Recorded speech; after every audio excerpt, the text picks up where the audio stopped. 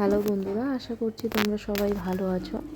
So দেখতে পাচ্ছ আমি আমার প্রফেশন মোডে চলে এসেছি।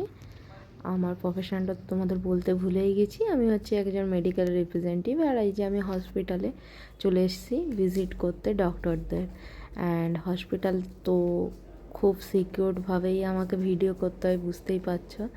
এই যে আমি ঢুকে যাচ্ছি ডক্টর ভিজিটে, তোমাদেরকে দেখাচ্ছি। আর এটা আমি সাইলেন্টভাবেই ভিডিওটা করি, যাতে কেউ বুঝতে না পারে আমার ক্যামেরাটা অন আছে।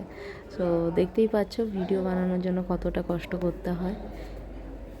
এই যে আমি তোমাদেরকে ঘুরে দেখাচ্ছি হসপিটালটা। এই যে আগে দেখতে পাচ্ছ যে পুলিশও যাচ্ছে।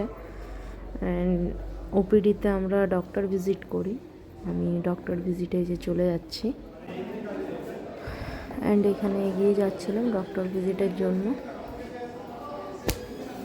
আর সত্যি কথা বলতে এই প্রফেশনে আসার আগে আমার খুবই ভয় লাগতো হসপিটাল ভিজিট করতে অ্যান্ড হসপিটালে যেতে। যদি কোনো রিলেটিভ হসপিটালে অ্যাডমিট থাকতো সেখানেও যেতাম না, এতটাই ভয় পেতাম। আর এখন কত সুন্দর হসপিটাল, ঘুরতেও পারি, যাই ঘুরি, এদিকে ওদিকে দেখি পুরো কেবিনগুলো। অ্যান্ড ডক্টর ভিজিট অবভিয়াসলি তো করতেই হয় আমাদেরকে, তাই না?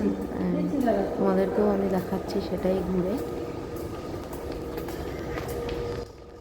আর তোমাদেরকে তো আমি ডক্টর ভিজিট এই ভিডিওগুলো শেয়ার করতে পারবো না, কারণ এইগুলো আমাদের সিক্রেট থাকে।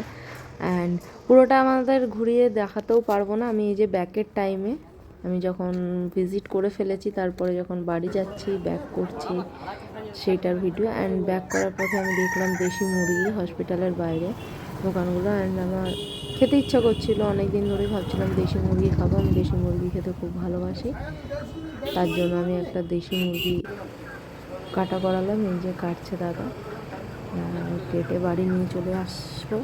এবার সুন্দরভাবে পরিষ্কার করছিল আর আমি সেটাকেই দেখছিলাম আর ভিডিও করলাম, ভাবলাম তোমাদের সঙ্গে একটু শেয়ার করি।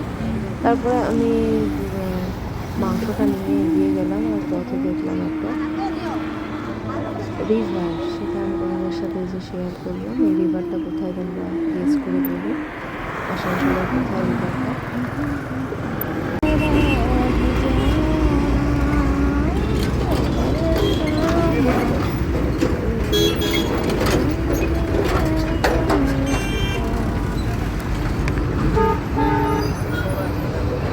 বন্ধুরা, আমি কী গান গাইছিলাম নিজেও জানি না ড্রাইভ করতে করতে। আল বাং যা পারি বকে দিস। সো থ্যাংক ইউ ওয়াচিংয়ের জন্য।